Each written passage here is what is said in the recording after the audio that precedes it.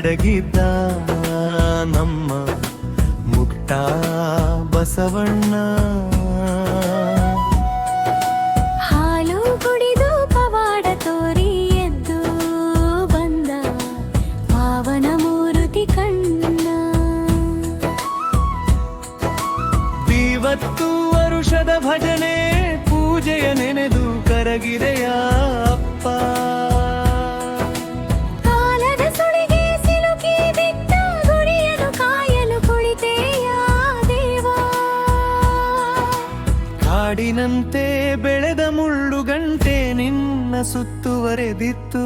ಯಾರು ಬಾರದ ಜಾಗದಲ್ಲಿ ನಿನ್ನ ಕರುಣೆ ನೆಲೆಸಿತ್ತು. ಜಾಲತಾಣದ ವಿಡಿಯೋ ನೋಡಿ ಊರ ಜನರೆಲ್ಲ ಓಡಿ ಬಂದರಣ್ಣ.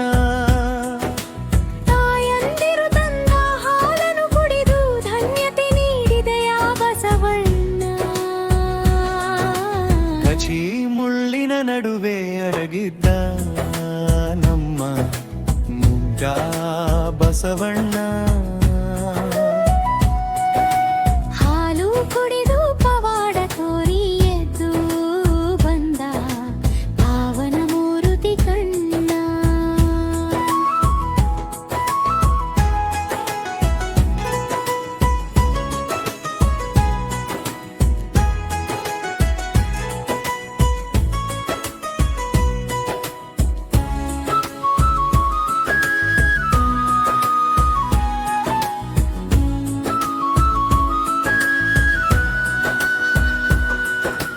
ಹಾಲು ಕುಡಿದ ಪವಾಡ ಕಂಡಿಯರ ಜನರೆಲ್ಲ ಎಚ್ಚೆತ್ತರು.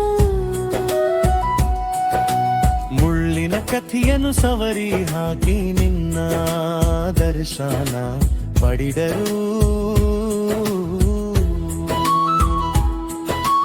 ಊರಿನ ಭಕ್ತರು ಒಂದಾಗಿ ಕೈ ಜೋಡಿಸಿ ದೇಣಿಗೆಯನ್ನು ನೀಡಿದರು.